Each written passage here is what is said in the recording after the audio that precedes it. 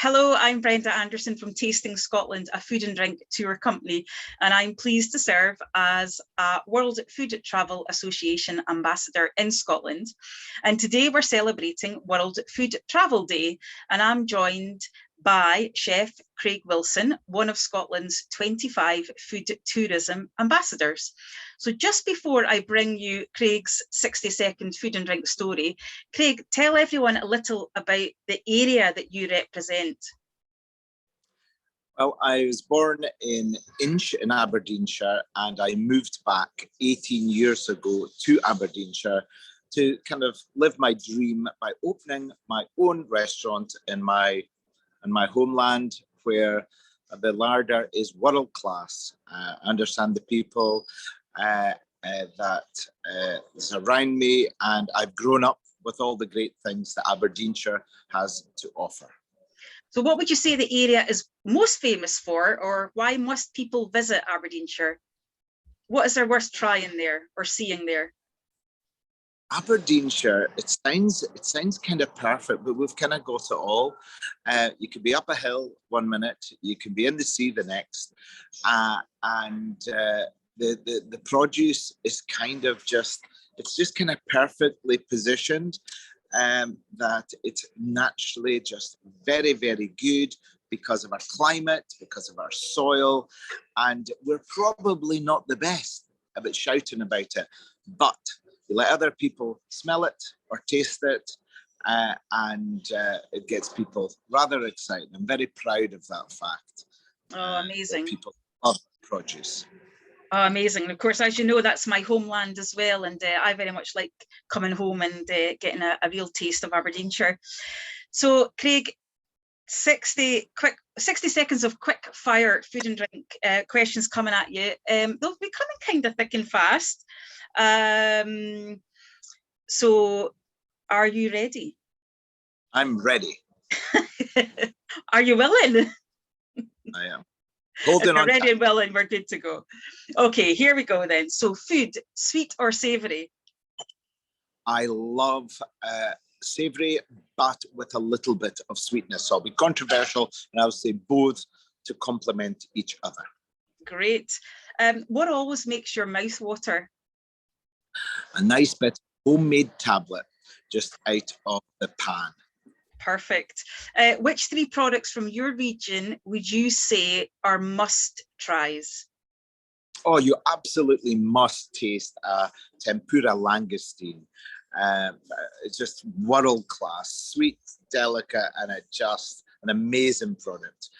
A buttery is also quite a moment, freshly baked, and my favourite topping at the minute is a bit of local Cambusame cheese and a Cove honey chili jam. Delicious.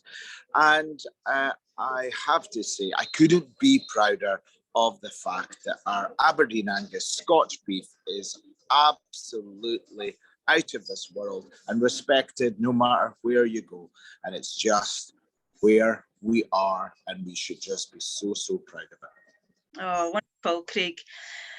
Now, who is your food or drink hero? Other than my late grandma, who inspired me in her own lovely way, I have a lot of respect, and I think worthy of the title is Mackie's of Scotland, which is in Rothinormond, which is just very close to where I was born. They have went on for global success, and their products generally cheer people up, no matter what the weather, whether we talk haggis crisp, whether we talk original ice cream or a nice bit of chocolate. What more do you want? Oh, sounds good to me. Which healthy food would you, which food or drink item could you happily live without? I could certainly live without oysters, not a fan. Definitely the top one that I'll leave behind. You'll eat anything else, right? Yeah. So which healthy food would you happily eat your weight of? Well, I love our local, simple thing like a turf tatty or a local carrot, maybe spiced up in a curry dish or something, with a kind of modern twist on our great Aberdeenshire produce. That would be my answer. Great, Nice great fresh arable land, isn't it? Up in Aberdeenshire, great soil. Sure. Okay, so who makes the best cocktail? Well, I should really play safe and say my wife behind the Eat on the Green bar, a Barraberry Bellini, is pretty hard to beat. And the guys in Aberdeen in Orchid also are innovative and use local products, and they are wizards of the cocktail world in this part of the world. A picnic or campfire meal, and where would you go for it? Easy one, Newborough Beach. There's an old shed door that you get a nice kind of bit of a backdrop and a bit of a shelter. Take my wee camp stove, picnic with some a la carte items cooked to order is a crowd pleaser. That sounds like something I should be offering for my food travel tour business, isn't it, Craig? We'll get you down on the beach. Perfect.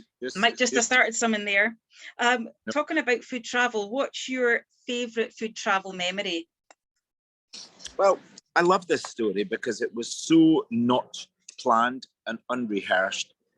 When I was lucky enough, out cooking in Vietnam, in Hanoi, the Sofitel there, it was on the last day, and I got offered a day off, but I decided to cook instead, and we had a lovely brunch. So I would use all my Scottish produce that I had there, and just a bit of experimental. I basically made a haggis kind of spring roll with a Glengarry whiskey dipping sauce. So it was very much a nod to where I come from, but to actually where I actually was at that moment. They absolutely loved the whiskey dipping sauce, and again, I think it's experimental of taking ingredients that you wouldn't normally put together. Actually worked beautifully. So long dong haggis in Vietnam is definitely a memory that will last a lifetime. Oh, wonderful, wonderful.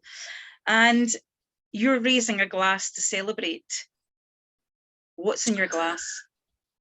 That's also an easy answer. I am very partial to the gin bothy, and they have a product, it's called Gunshot. They changed the name to Mulled Gin at Christmas. They are really passionate about their products. They also do rums, but Gunshot is just, it tells a story, and it's just a bit of a hug in a glass, really. You got an extra straw there, Craig. Thank you so much, Craig. This is Brenda with Craig. I'm in Glasgow. You're looking like you're in Aberdeen. You're just off the train, I believe. Thanks so much for joining us. We're celebrating World Food Travel Day today. Best wishes. Have a great day.